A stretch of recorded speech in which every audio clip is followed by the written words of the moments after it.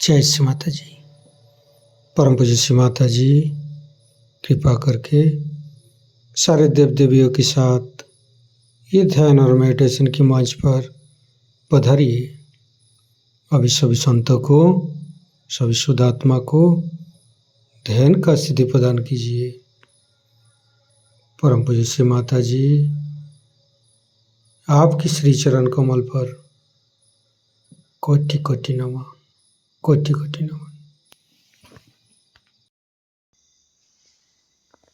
कुंडली उठा के बंधन लेंगे।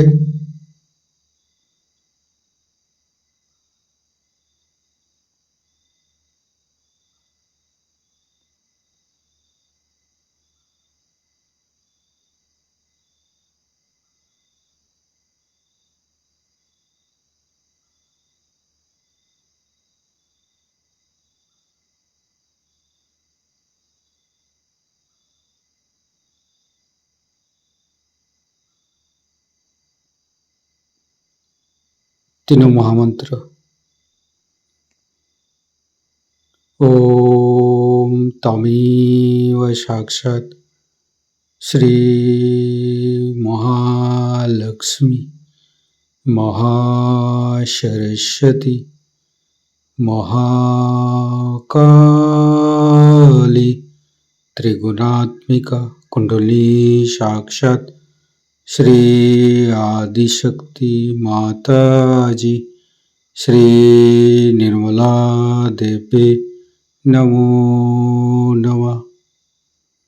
ओम तमेव साक्षात् श्री कल्की साक्षात् श्री आदिशक्ति माता जी श्री निर्मला देवी नमो नमः। ओम तमेव साक्षात् श्री कल्की साक्षात् श्री सहस्रारसामिनी मोक्षप्रदायिनी माता जी श्री निर्मला देवी नमो नमः। गणेश मंत्र। ओम तमेव साक्षात् श्री गणेश साक्षात् श्री आदिशक्ति माता जी श्री निर्मला देवी नमो नमः।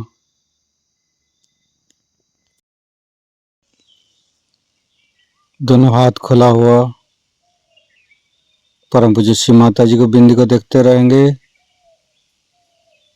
मन में अच्छे अच्छे चिंता, अच्छे अच्छे भाव लेके आएंगे। परम पूज्य श्री माता जी कृपा करके हमारे हृदय को सच कीजिए। सच हृदय कमलासन पर श्री चरण को स्थापित कीजिए। माँ परम पूज्य श्री माता जी के श्री चरण की शीतलता हम हृदय पर अनुभव करेंगे। परम पूज्य श्री माता जी हम अज्ञानी हैं, हमारी अज्ञानता के वश में यदि आपकी शान के खिलाफ कोई गलती हुआ हो, कृपा करके आप मुझे क्षमा कर दीजिए। माँ धीरे धीरे चित्त को तीनों मूलाधार पर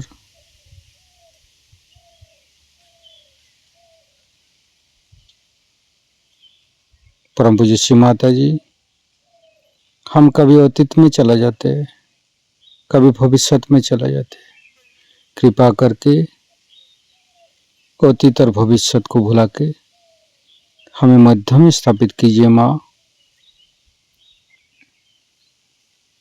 हे आदिशक्ति माँ हमें वर्तमान में स्थापित कीजिए, हमें आध्यात्मिक उत्थान दीजिए।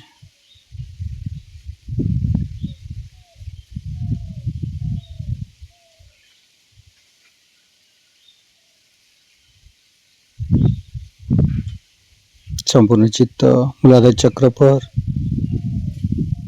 लेफ्ट मूलाधार, राइट मूलाधार, मध्य मूलाधार।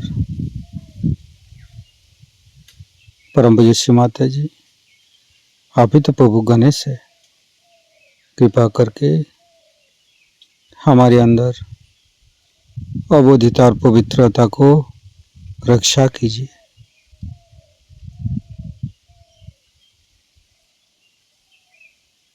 फिर तीनों स्वादिष्ठान को देखेंगे, लेफ्ट स्वादिष्ठान, राइट स्वादिष्ठान, मध्य,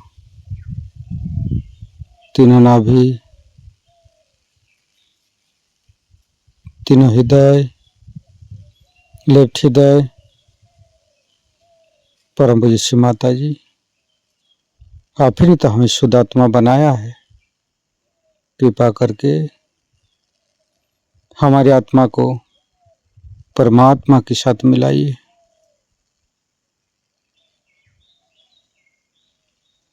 लेफ्ट विशुद्धि। परम पूज्य श्री माता जी, शुद्ध आत्मा संपूर्ण निर्दोष है माँ। श्री माता जी, मैंने कोई भूल नहीं किया माँ।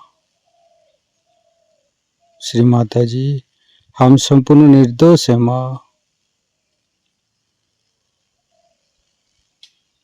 फिर धीरे धीरे चित्त को फ्रंट आज्ञा।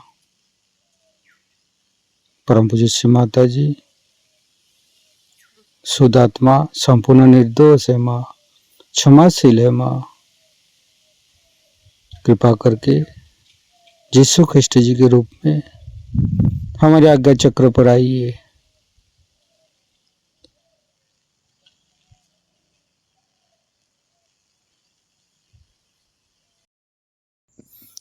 संपूर्ण चित्त फ्रंट आज्ञा पर ही रखेंगे।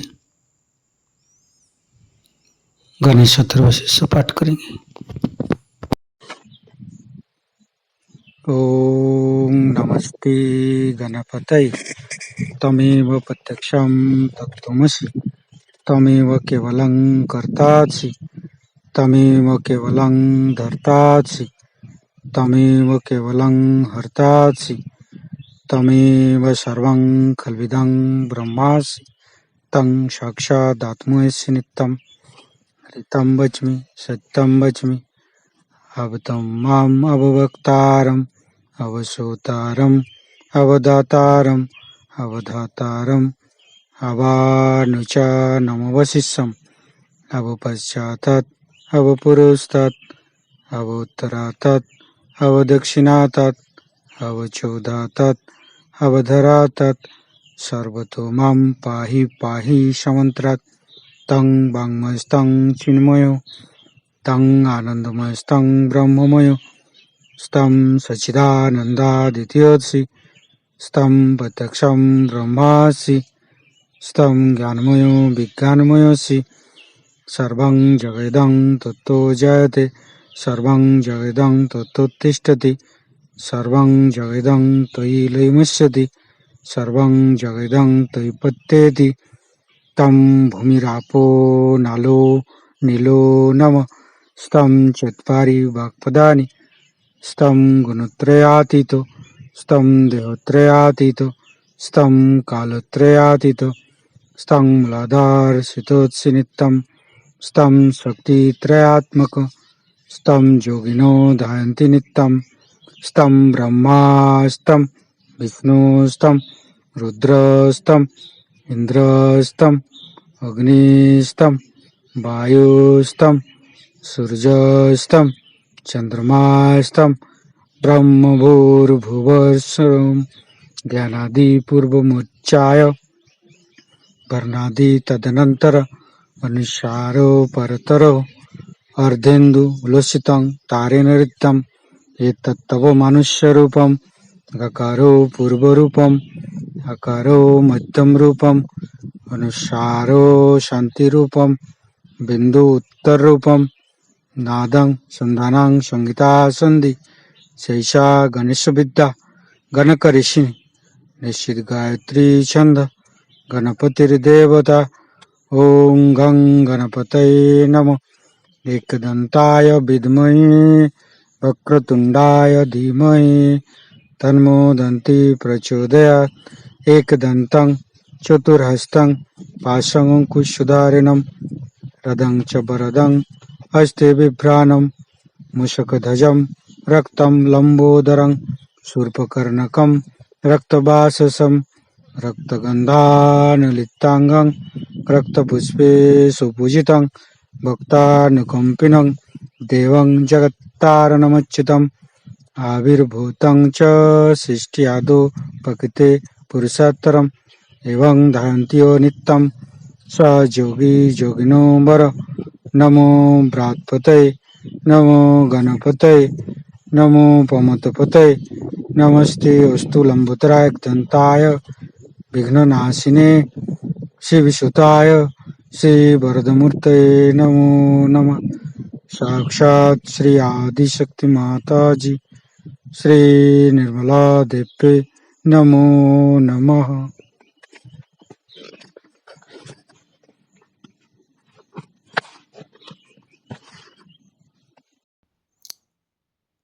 संपूर्ण चित्त वैकाग्य पर रखेंगे।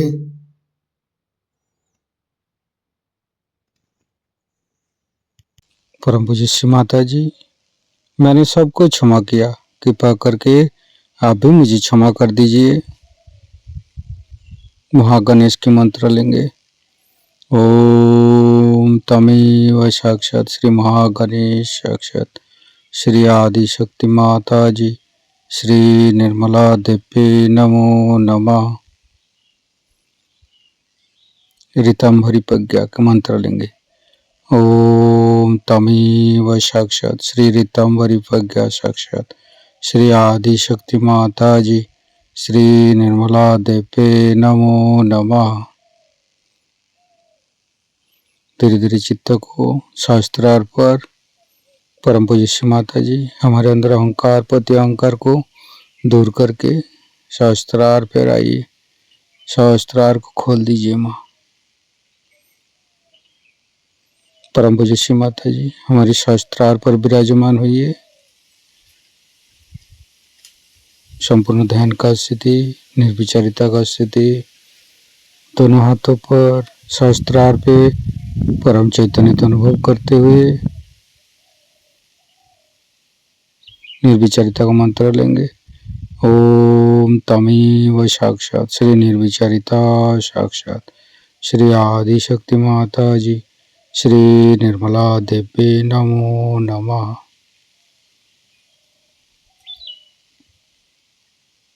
शास्त्रार का मंत्र लेंगे। ओम तमेव साक्षात श्री कल्की साक्षात श्री शास्त्रार स्वामिनी मोक्ष प्रदायिनी माता जी श्री निर्मला देवी नमो नमः। संपूर्ण चित्त शास्त्रार पर परम पूज्य श्री माता जी का अमृत बने हम शास्त्रार से गान करेंगे। इस तरफ रखो कान। ऊपर के बारे में काफी विशद रूप से मैंने आपको बताया है और जिस चैतन्य स्वरूप की बात हर एक धर्म में हर समय की गई है उससे भी आप में से काफी लोग भली भांति परिचित हैं। उस पर भी जब मैं कहती हूँ कि आप गृहस्थी में रहते हो और आप हठयोग की ओर न जाएं तो बहुत से लोग मुझसे नाराज हो जाते हैं।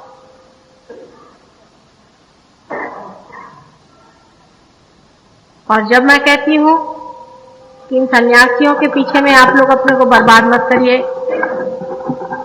और इनको चाहिए कि गृहस्थ लोग दूर ही रखें, तभी आप लोग सोचते हैं कि माँ सभी चीज को क्यों मना करती। ऐसे तो मैं सारे ही धर्मों को संपूर्ण तरह से आपको बताना चाहती हूँ। इतना ही नहीं, जो कुछ भी उसमें आधा अधूरापन भाषित होता है उसको मैं पूर्ण करना चाहती हूँ। मैं किसी भी शास्त्र या धर्म के विरोध में हो ही नहीं सकती, लेकिन अशास्त्र के जरूर विरोध में हूँ और अधर्म के। और जहाँ कोई चीज अधर्म होती है और अशास्त्र होती है, एक माँ के नाते मुझे आपसे साफ साफ कहना ही पड़ता है। बाद में आपको भी इसका अनुभव आ जाएगा कि मैं जो कहती हूँ वो बिल्कुल सत्य है, प्रैक्टिकल है।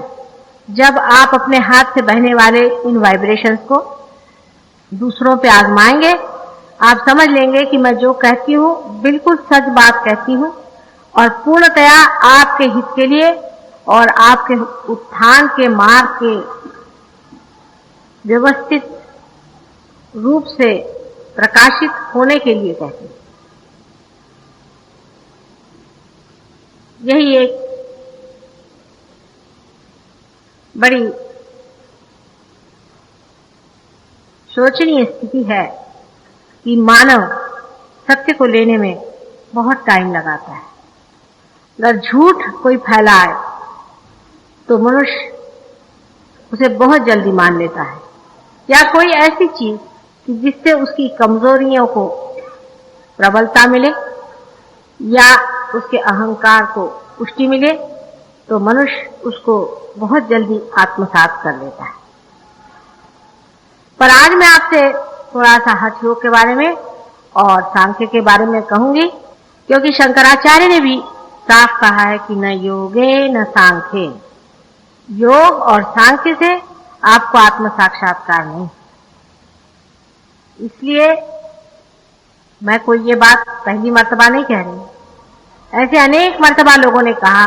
और आप जितने भी धर्म पुरुषों की ओर देखें तो किसी ने भी संन्यास नहीं लिया था सिवाय नाथ पंथियों के, और उनका भी बड़ा विकट मार्ग था। आप जानते हैं कि जनक राजा थे और राजा जैसे रहते थे, लेकिन उनको लोग विदेही कहते हैं, इसीलिए जानकी जी को वैदेही कहा जाता है। आप जानते हैं कि नानक भी विवाहित थे और कृष्ण ने भी विवाह किया था, राम ने भी विवाह किया था, और आप ही जैसे संसार के एक परिवार प्रिय वे लोग थे। किसी ने भी संन्यास आदि नहीं लिया, नहीं कहीं इन लोगों ने योग को इतनी मान्यता दी। सिर्फ पातंजलि ने योग पर विशेष रूप से ध्यान दिया, लेकिन पातंजलि को भी लोग पढ़ते नहीं है।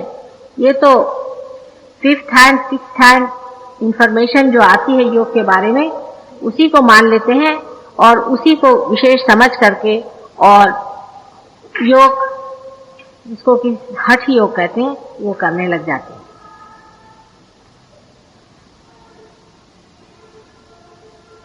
परिवार में जो सामान्य तरह से लोग रहते हैं उनके लिए तो हठ योग अत्यंत हानिकारक होता है। अब वो क्यों होता है, कैसे होता है, वो मैं आपको समझाती हूँ। आप लोग ओपन माइंडेडनेस से बैठे, दिमाग खोल के बैठे, तो आप अभी मेरी बात समझ लें। मानव की जो शक्तियां हैं वो सीमित है, वो शरीर के अंदर सीमित की गई है। जब तक उसे आत्म साक्षात्कार नहीं होता है, जब तक उसका कनेक्शन उस सर्वव्यापी शक्ति से नहीं होता है, तब तक उसकी शक्ति जो है वो सीमित होती है, जैसे एक बैटरी का सेल है। जब तक बैटरी के सेल पे चीज चलती रहेगी तब तक उसकी सीमित शक्ति रहेगी, पर अगर उसका कनेक्शन इलेक्ट्रिकल मेन से लगा दिया जाएगा तो शक्ति पूरी समय आती है।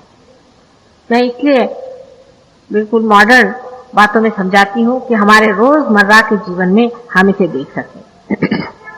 अब जब आप हठ योग करते हैं तो उसमें ह और थ दो नाड़ियों का वर्णन है, जिसे कि सूर्य नाड़ी और चंद्र नाड़ी ऐसे कहते हैं, जिसे हमारे यहाँ सिंपैथेटिक नर्वस सिस्टम कहते हैं।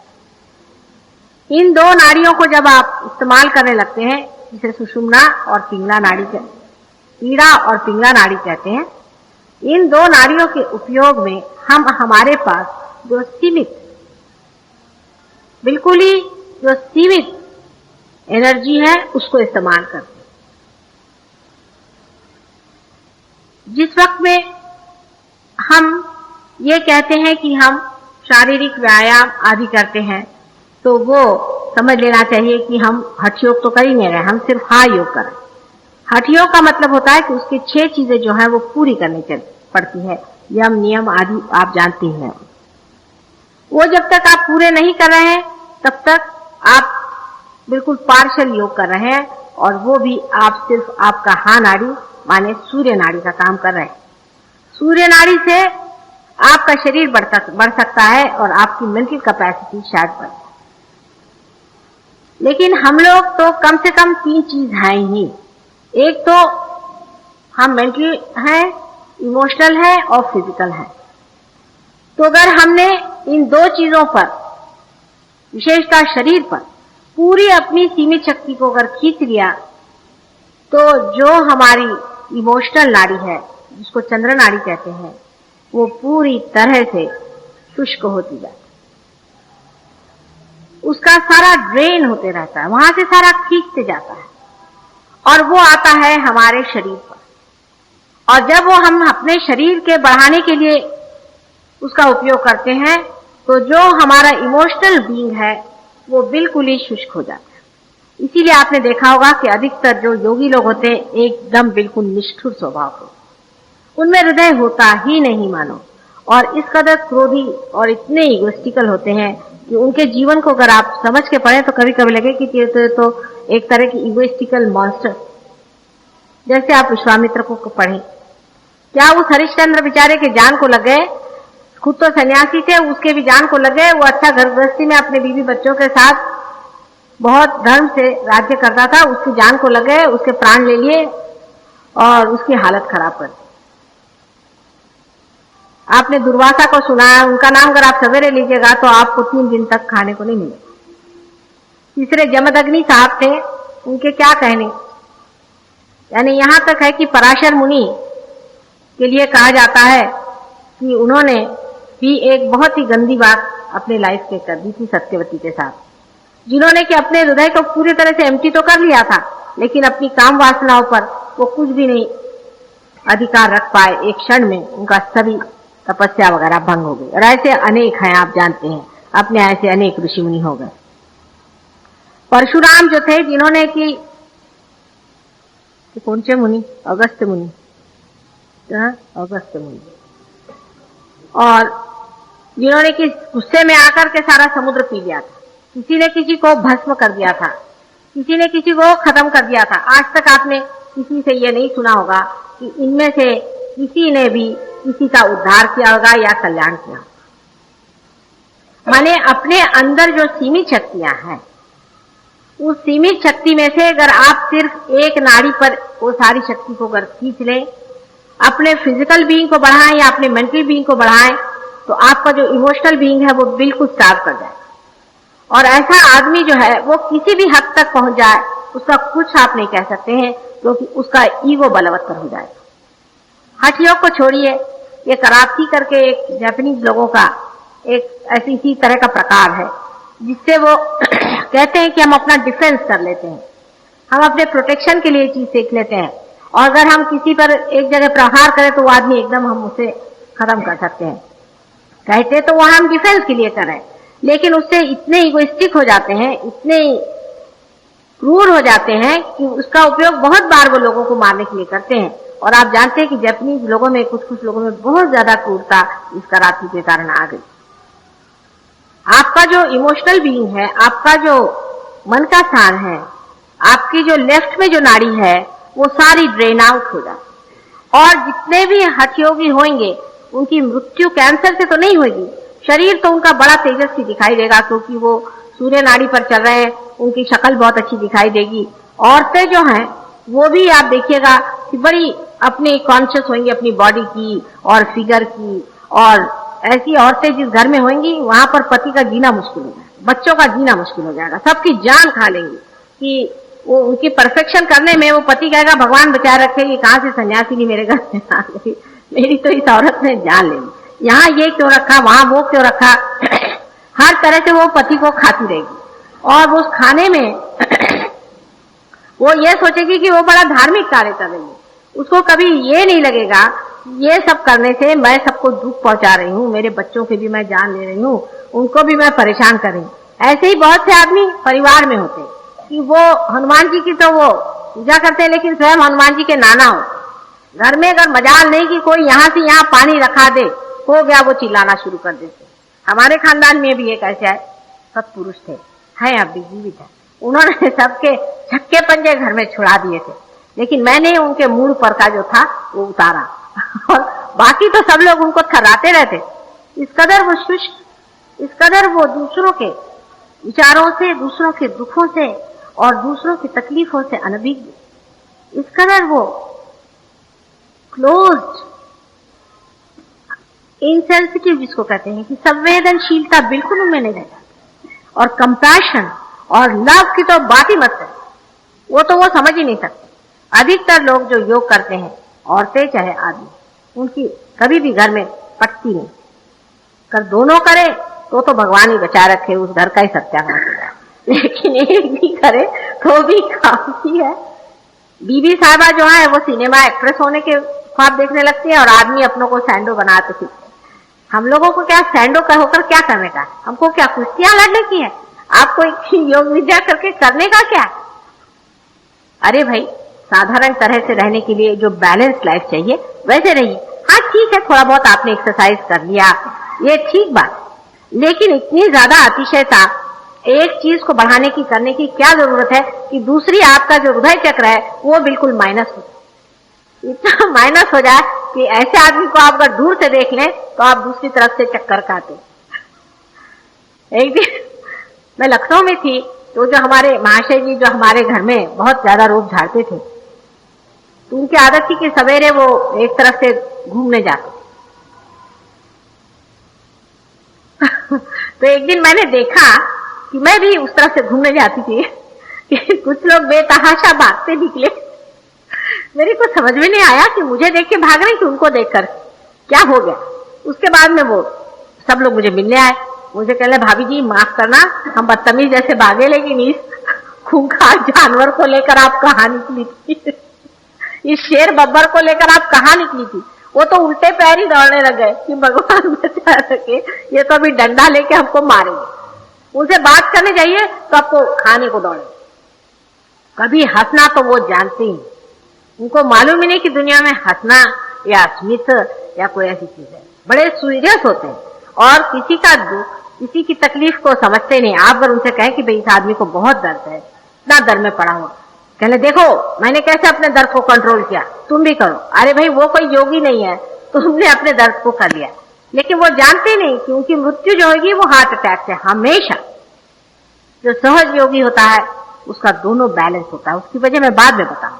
लेकिन जितने भी योगी लोग होंगे वो खट से यूं खत्म हो जाएंगे और पता ही नहीं चलने का उनका वो गायब हो जाएंगे। उसके बाद जब वो मरेंगे तो 4 आदमी जोड़ना मुश्किल होगा। मैं आपसे बताती हूँ, ये जो योगी लोग मरते हैं इसमें मुश्किल से 4 आदमी जुटते हैं। 5वां आदमी जो कि हलिया उठाए वो नहीं मिलने वाला, क्योंकि बाल बच्चे तो पहले ही भागे रहते हैं और सारे दुनिया के लोग ऐसे लोगों से भागे रहते हैं।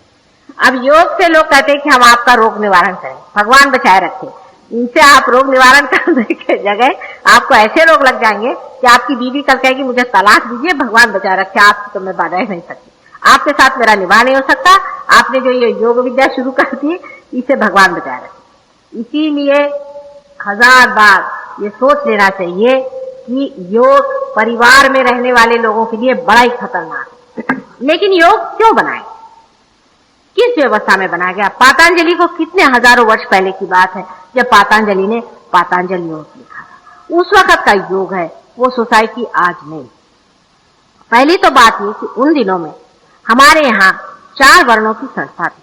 आप तो जानते हैं कि पहले छोटे बच्चे 5 साल के बाद में जंगलों में जाकर एक रियलाइज सोल गुरु के पास पढ़ते थे। रियलाइज सोल, ये अरे गरे लत्थू खैरे नहीं, रियलाइज सोल उसको ही गुरु, पहले उसी की व्याख्या गुरु होती। इतना ही नहीं कि रियलाइज सोल था, पर उसको सारा उसका शास्त्र भी मालूम था रियलाइजेशन का, इसलिए वो जंगल में रहते थे और उन्हीं के नाम से यूनिवर्सिटीज चलती थी, जिसको हम गोत्र कहते हैं, ये वही यूनिवर्सिटीज हैं। और सगोत्र विवाह इसीलिए मना था कि एक यूनिवर्सिटी में रहने वाले बच्चे आपस में सब भाई बहन के जैसे रहते।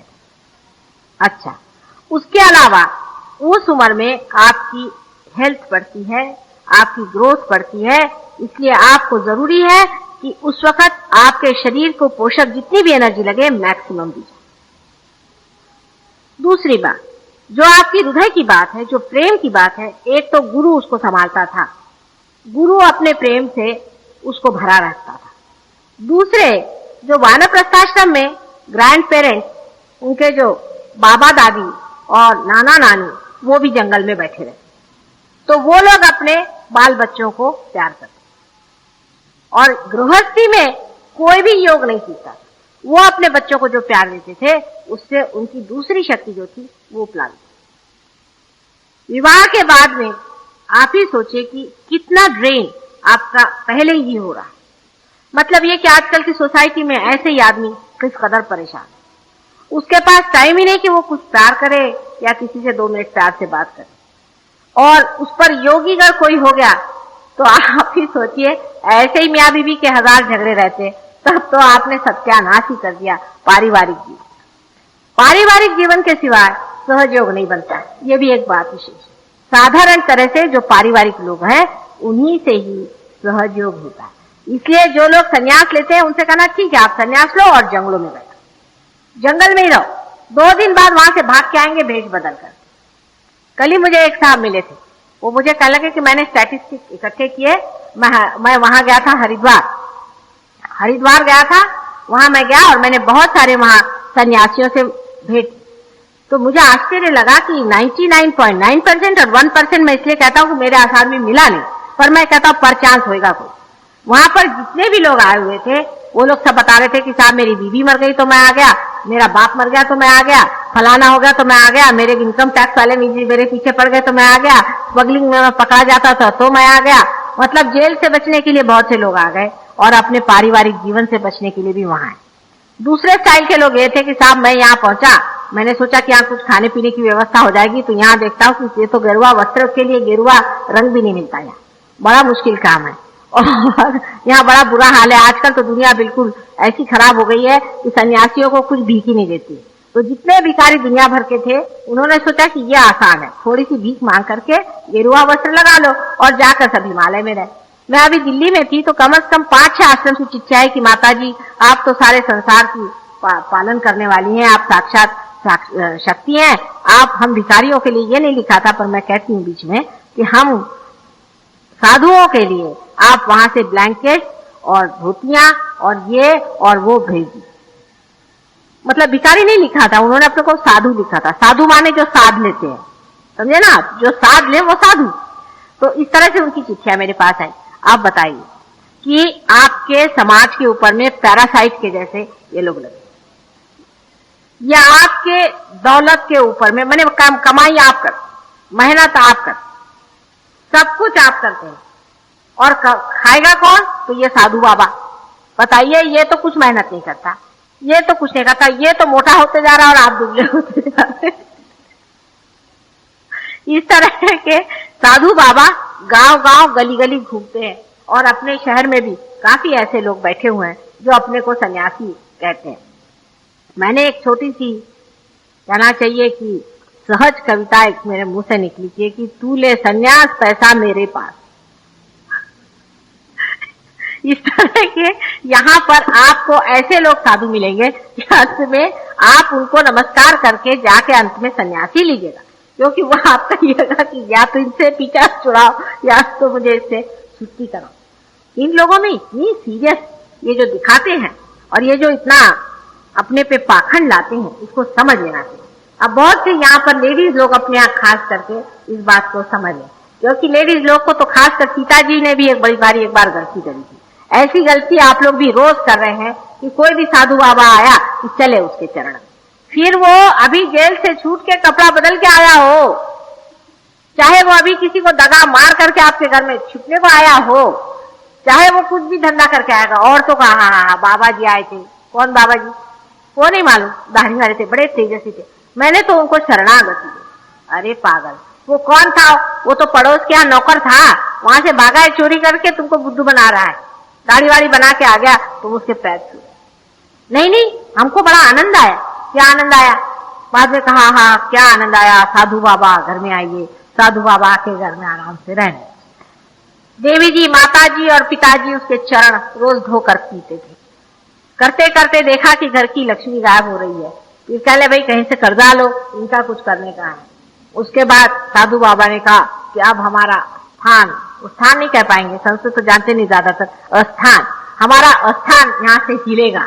उनका स्थान हिला, उसके साथ आपकी तिजोरी भी हिल जाएगी।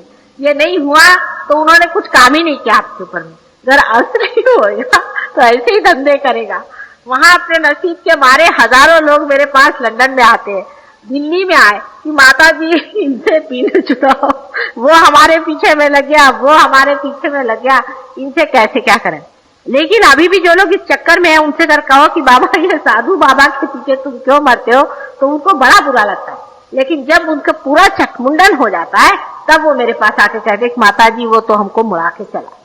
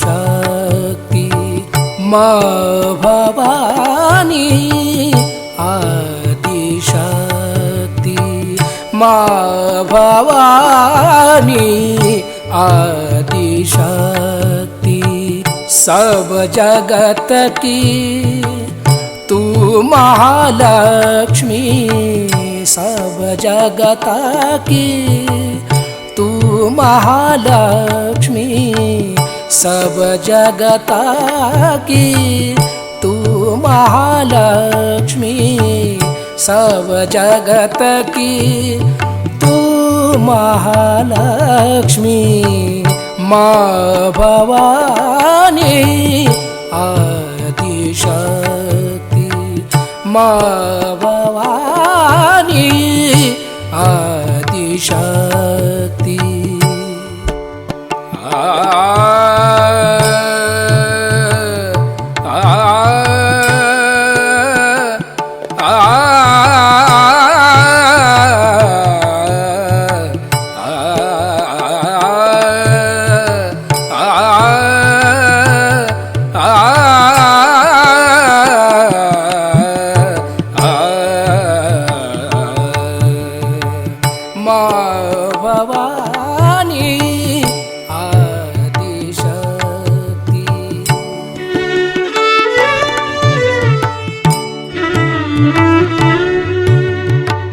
माँ भवानी आदिशक्ति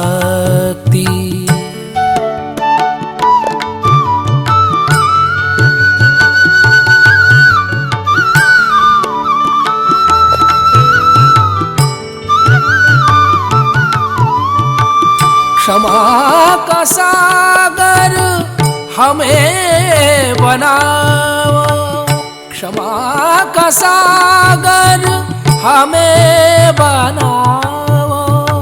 आ, आ,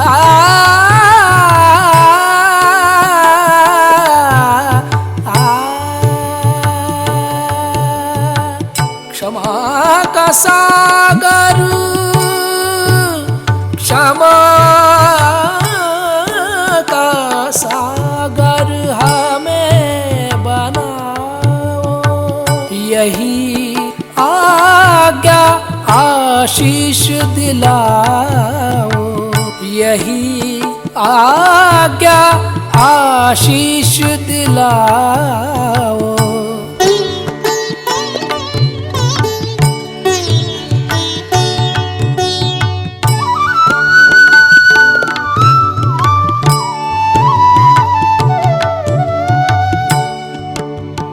ग ग रे ग सा रे ग, सा रे रे ग ग प प रे ग सा रे ध सा, प ध सा रे ग ग रे ग ग रे सा ध सा।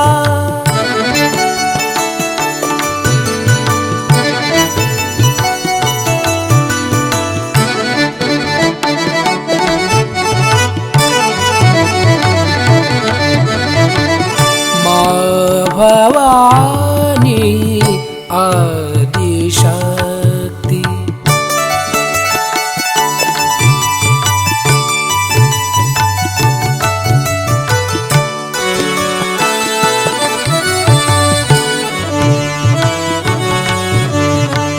माँ भवानी, माँ भवानी, माँ भवानी आदि शक्ति।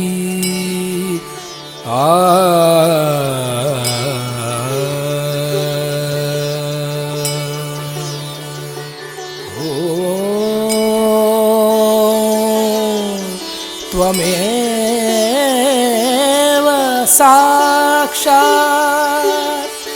श्री जीसस मेरी माता, साक्षात श्री आदि शक्ति माता जी, श्री निर्मला देवी नमो नमः।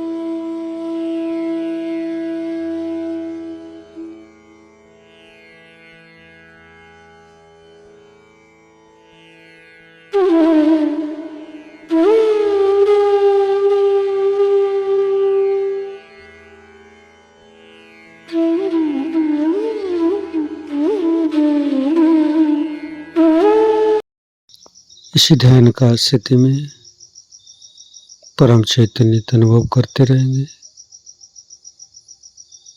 ध्यान का स्थिति पर रहेंगे। हे आदिशक्ति माँ, आज जो ध्यान करा के आप हमें परम चैतन्य प्रदान की है, इसके लिए माँ आपको कोटि कोटि नमन।